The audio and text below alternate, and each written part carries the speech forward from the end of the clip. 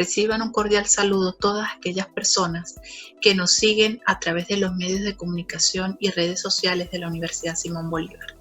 En estos momentos de crisis sanitarias que vive la población mundial, la Universidad Simón Bolívar, atendiendo a su responsabilidad social universitaria, nos ha motivado para que reflexionemos sobre los impactos del COVID-19. Es por ello que hoy les hablaré del COVID-19 y algunos de los impactos en la economía. Entender el comportamiento de esta pandemia no es tarea fácil. La Organización Panamericana para la Salud dice que es un virus nuevo en el cual todos los científicos del mundo están aprendiendo sobre la marcha. No pueden afirmar con certeza el día de hoy que una persona infectada pueda o no volverse a infectar en un futuro. Es por eso que la comunidad científica está abocada en dar respuesta al siguiente planteamiento. ¿Cuán cierto es que el cuerpo genera inmunidad tras haber padecido esta enfermedad? Este interrogante sin duda tiene relación directa con el desarrollo de la vacuna que podría combatir este virus. Han sido consultados muchísimos virólogos, expertos que se han dedicado a estudiar este virus en los últimos meses, entre ellos el doctor Juanes, un virólogo español, que él coloca como ejemplo el siguiente. Existen enfermedades como el sarampión, en las cuales el ser humano requiere una sola dosis de vacuna y puede tener la inmunidad durante toda su vida. Otros casos como la influenza, que requieren que el ser humano reciba una dosis de vacuna por lo menos una vez al año. ¿Esto por qué ocurre? Porque los virus mutan y es muy posible lo que está ocurriendo con el coronavirus, con el COVID-19. Debido a la incertidumbre que ha generado esta pandemia en el mundo, muchos gobiernos, muchos países han optado por establecer sus propias estrategias, donde muchos de ellos están enfocados en mantener en cuarentena a la población. Sin embargo, hay un caso emblemático, como fue el caso del Reino Unido, que inicialmente se estaban planteando como estrategia la conocida inmunidad del rebaño. ¿Esto qué significa? Que toda su población se volvería inmune después de padecer la enfermedad. Sin embargo, debido al panorama de esta pandemia, han desistido de esta estrategia. Por otra parte, otros analistas catalogan el COVID-19 como el cisne negro del 2020. ¿Esto qué significa? Bueno, detrás de esta metáfora existe una teoría conocida como la teoría de los sucesos, que fue desarrollada por un filósofo libanés llamado Nassim Taleb en 2007. Según esta teoría, un suceso realmente ocurre y se evidencia cuando, primero, el suceso es atípico, no puede predecirse, es sorpresivo, es inesperado para el observador. Segundo, va acompañado de un impacto extremo que realmente no pudo ser pronosticado, es difícil predecirlo, está fuera del alcance, fuera de las expectativas de los científicos, de las tecnologías, de la ciencia. Por lo tanto, las personas tampoco tienen la capacidad de percibir incertidumbre o riesgo. Y tercero, una vez que ha ocurrido el hecho, la naturaleza humana se racionaliza por retrospección. ¿Esto qué significa?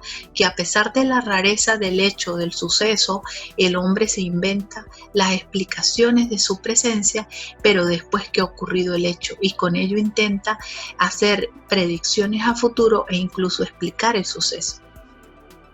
La idea de Taleb, con su teoría de los sucesos, conocida como los cisnes negros, realmente no intenta predecir futuros cisnes negros, sino simplemente construir robusteces frente a las actitudes negativas que siempre van a haber cuando ocurren estos sucesos extraños y sorpresivos, y aprovechar aquellas actitudes positivas.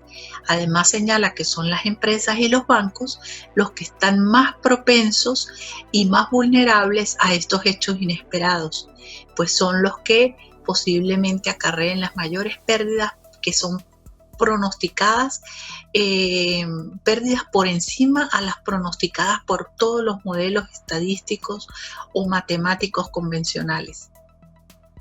Asimismo, él reseña otros ejemplos de fenómenos cisne negro que han ocurrido a lo largo de la historia. Entre ellos, hace referencia al inicio de la Primera Guerra Mundial, a los sucesos del 11 de septiembre de 2001, a la fiebre española de 1918 y, por supuesto, al COVID-19 como un cisne negro del 2020. Con relación a la evaluación y análisis de impactos, fueron consultadas distintas fuentes y entidades que ofrecen datos y análisis del panorama mundial frente al COVID-19, entre ellas la OMS, la Organización Mundial de la Salud. Ellos refieren un doble impacto económico frente a la pandemia. Por una parte, hacen referencia al impacto sanitario de la enfermedad, señalando que este debe ser evaluado y monitoreado constantemente porque influye e influirá en las políticas públicas nacionales y también en las políticas exteriores. El segundo gran impacto que refiere la OMS se relaciona con los esfuerzos que hacen los gobiernos por mantener a su población en cuarentena. Estos esfuerzos tienen impactos económicos en los gobiernos, en el sector privado y en todos los actores de la sociedad. Ahora bien, ¿qué ocurrió en los mercados bursátiles mundiales frente a esta pandemia? Entre enero y febrero de 2020 el impacto estuvo centrado básicamente en China. Seguíamos las noticias y observábamos que muchas empresas paralizaban sus actividades. Llegó a presentarse escasez de algunos productos farmacéuticos, inclusive algunos productos manufacturados. Sin embargo, el gran impacto puede verse en las rápidas caídas que sufrieron los mercados bursátiles entre los meses de febrero y marzo de 2020. Dichas caídas empezaron a notarse a partir del 24 de febrero debido a la propagación del virus fuera de China. Ya para el 28 de febrero, los mercados bursátiles ya de todo el mundo ya revelaban las mayores caídas acumuladas en esa última semana. Las semanas siguientes estas caídas continuaban, donde los descensos más significativos se presentaron entre el 9 y 12 de marzo de 2020. Para Bloomberg, el 12 de marzo de 2020 representa una jornada negra en la historia de los mercados bursátiles. ¿Por qué esta Bloomberg hace referencia específicamente al 12 de marzo? Porque es el día donde se han registrado las mayores caídas de los mercados. Por ejemplo, el mercado español reflejó una caída de 14.06%, al igual que el resto de bolsas europeas, como por ejemplo la de Milán, que reflejó 16.92% en su descenso, Frankfurt un descenso de 12.24% y Wall Street tampoco se salvó de estas fuertes caídas. El Dow Jones reveló una caída del 9.99%, el Standard & Poor's 500 una caída del 9.51% y el Nasdaq un descenso del 9.43%. Al respecto, varios analistas coinciden que es preocupante la situación y para evitarse una posible depresión económica mundial, recomiendan aplicar un potente plan fiscal coordinado por todos los países, empezando por los más afectados. Por otra parte, otros analistas en materia de mercado financiero recomiendan la prohibición de las ventas a corto. ¿Esto qué significa? Bueno, aplicar una medida que ya se hizo o que ya se ejecutó entre 2011 y 2012 en plena crisis europea. En ese entonces se prohibieron las posiciones cortas sobre aquellos valores que se negociaban en bolsa y que habían sufrido caídas superiores al 10% el día anterior. Ya sabemos, todas estas medidas llevan su tiempo y aún no se han tomado. Ahora bien, ¿por qué ocurrió la caída de los mercados? Porque a medida que el virus, la pandemia se fue extendiendo en distintos países, fueron suspendidos de manera sistemática muchísimos eventos, conferencias, eventos mundiales relacionados con deportes, modas, tecnología, conciertos, eventos religiosos. Por ejemplo, la Eurocopa 2020, Copa América 2020 y los Juegos Olímpicos de Tokio 2020, todos fueron suspendidos y replanificados para el 2021. Todo ello tiene implicaciones financieras para todas las empresas que están vinculadas directamente con la realización de dichos eventos.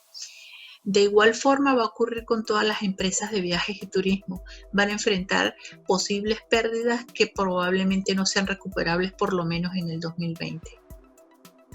Por otra parte, la paralización de actividades industriales en China afectó la caída de la demanda de materias primas, viéndose afectado las empresas que producen y aquellos países que generan petróleo, dado que una de las principales consecuencias fue la caída en el precio del petróleo.